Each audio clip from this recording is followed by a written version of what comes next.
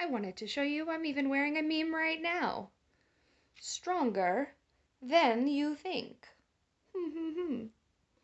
Hey, welcome back to My Disabled Life, the channel where we talk about everything disability and chronic illness. Today we're going to be going through some disability and chronic illness memes in honor of International Day of Persons with Disabilities Day. So we're going to be going through some memes. Our first meme up today. Me. Today is going to be a good, productive day. EDS, or insert whatever disability you have. Is it though? Scrunched, sarcastic face. Is it though? Thank you, Chris Hemsworth, for capturing the correct face. Is it though? I mean, hopefully today's going to be a good, productive day. We're going to get through these memes together. Chronically ill. Disabled and unwanted on the job market, on the one hand. Not disabled enough for benefits and support. Falling right through the middle. This is a Fibro Warriors meme, meaning it applies to people with fibromyalgia, but it also applies to people with other disabilities. Just because someone else who has the same illness as you can work full-time or do more than you can, doesn't mean you can or should do more. Even people with the same chronic illness have different symptoms and severity levels.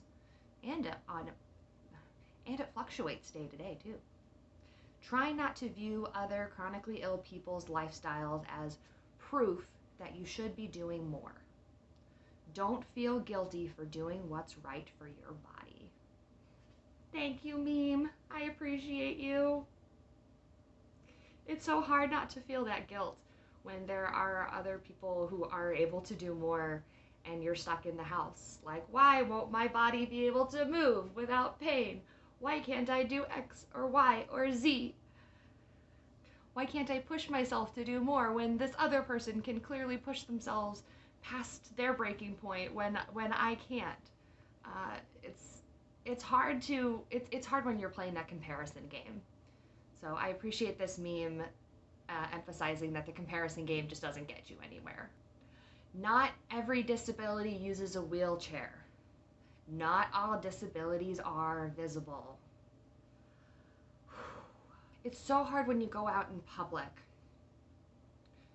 and people expect disabilities to look a certain way, right? For people to be in a wheelchair and then for people to be wheelchair bound, right? If you are using a mobility aid, they expect you to use that mobility aid a particular way. If you're using a cane, they expect you to only use it on the right side of your body, otherwise you're faking it. If you're in a wheelchair, only use the wheelchair, and if you are able to get up in order to get something from the higher shelf in that wheelchair, then it clearly means you're faking it. That's not the case. The vast majority of people with disabilities don't use wheelchairs. In fact, a lot of disabilities are not even visible to the eye, and even a lot of physical disabilities and pain disabilities are not even visible to the eye. They are something that is internalized. You can't tell somebody is disabled just by looking at them, and that's why so many disabilities go. Oh, hi, Tango. You want to go through some of these with me? No? Okay. Invisible disabilities are real. That's why we don't get diagnosed. Ooh, okay. Benevolent Ableism. This is a series of memes put together by the Chronic Couple. They must be chronically ill together. In Asheville, North Carolina. Woo, North Carolina, my home. All right. Behaviors that are intended to help, but instead reinforced ableist cultural values and make disabled people feel even more singled out and incapable. Pushing someone's wheelchair without asking if they want or need your help. Overly praising a disabled person for completing a simple task. Excusing bad behavior because of a disability. Never criticizing us or withholding the truth because we are disabled. offering unsolicited health advice like, have you tried keto or have you tried yoga? Taking away our autonomy by making decisions for us.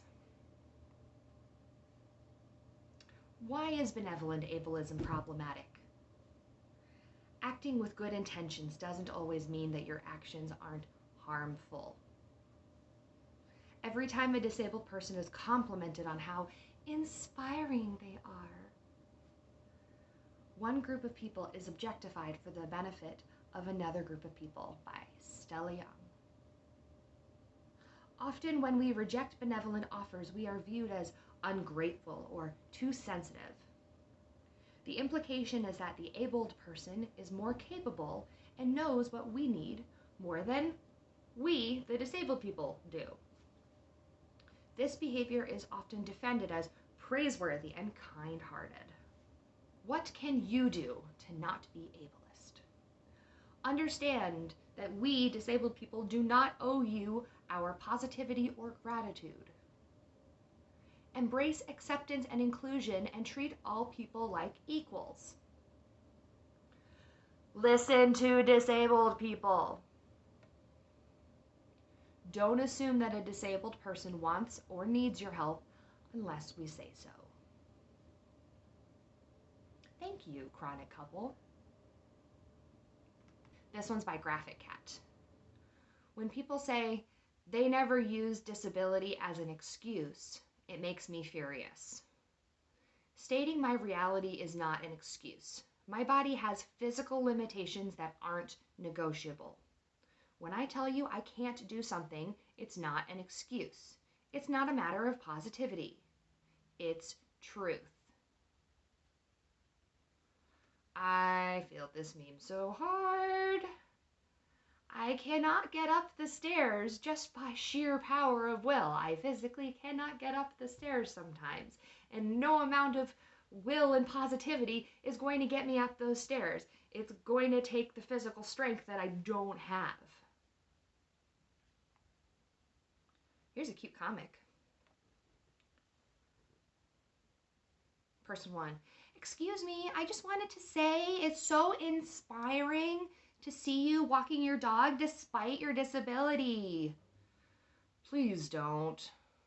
When strangers say I'm inspiring, they mean they're amazed I can do normal human things.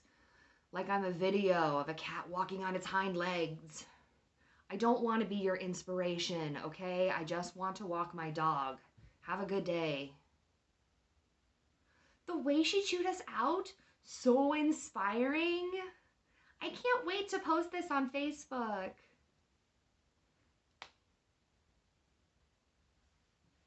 So inspiring. Yeah, don't fetishize. Please.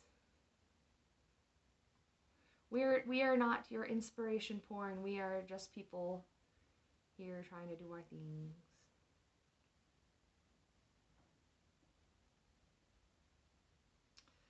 I've got a video now. Spencer West made this video. We're going to listen to him.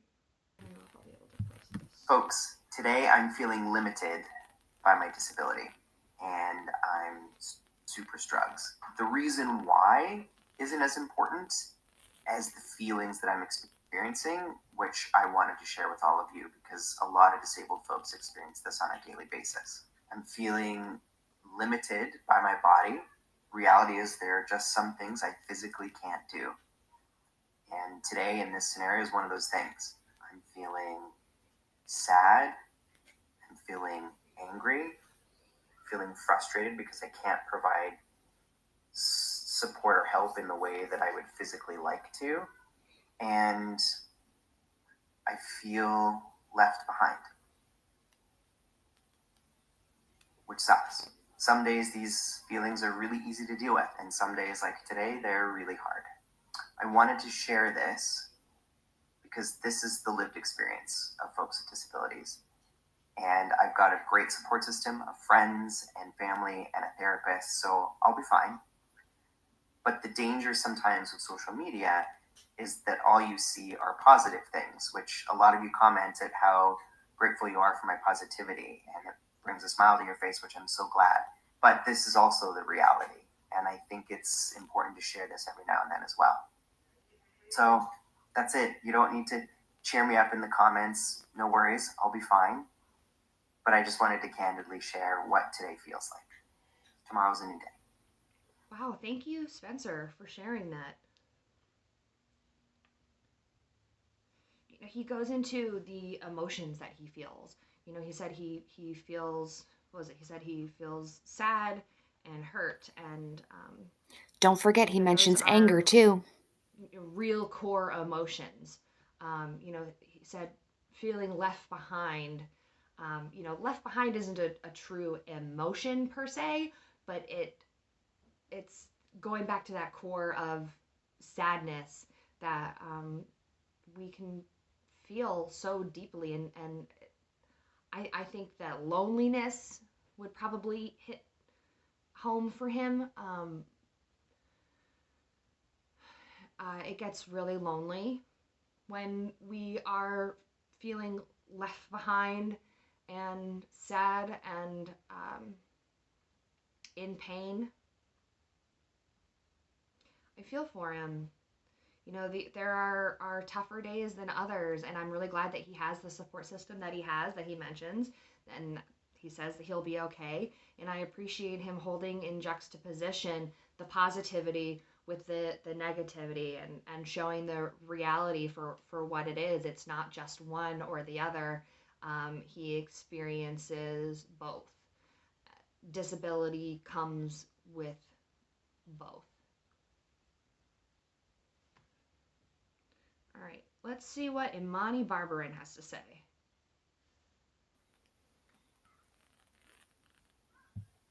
Some people don't like you because they know that you know who they are.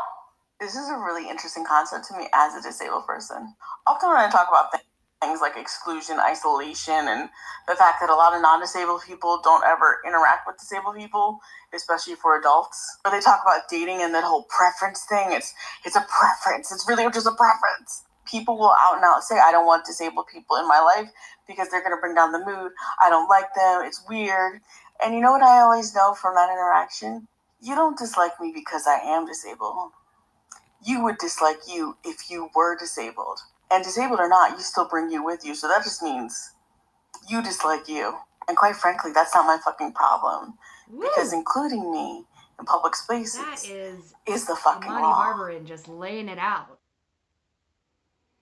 But good for Imani for pointing out that it's not about them not liking us. It's about them not liking themselves. And bringing it back to, guess what? I'm going to be in these spaces anyways because I belong there. And not only do I belong there because I'm me, but I belong there because it's the law. I really appreciate that. Society needs to accept us because it's the effing law. Final meme. I saved this one for last to be like a little pick-me-up. Online communities are crucial for those of us with disabilities because the medical community has failed so many of us. We depend on each other to stay alive. And that's kind of the reason that I created this channel, was to give myself a different online presence so that I could feel connected to the rest of the disability, so that I could feel connected to the rest of the disability community, and hopefully they could feel connected too. I want to bring more people together. Would you like to be interviewed on My Disabled Life? Go ahead and drop me an email at lesleepatemdl@gmail.com and we will get you interviewed. In a community setting, and YouTube is a platform for that. So, I look at the likes of Jessica Kellegren Fozard and how amazing she is, and I think we can create those kinds of disability spaces too. So those are our memes today for our day of persons with disabilities. I hope you enjoyed looking at them. I enjoyed going through them with you. Give me a thumbs up if you liked it. Go ahead and subscribe if you're not already subscribed. We're going to be coming at you with some more content in the future dealing with chronic pain and disabilities and chronic illness. Give me a thumbs up if you want to see more cats in the future. And I will catch you later. Peace. I have a cat. Her name is Tango. She likes to eat all day long. I have a cat. Her name is Tango. She likes to eat all day long. Purr, purr, purr. Purr, purr, purr, purr, purr, purr, purr. Okay, thank you, Tango.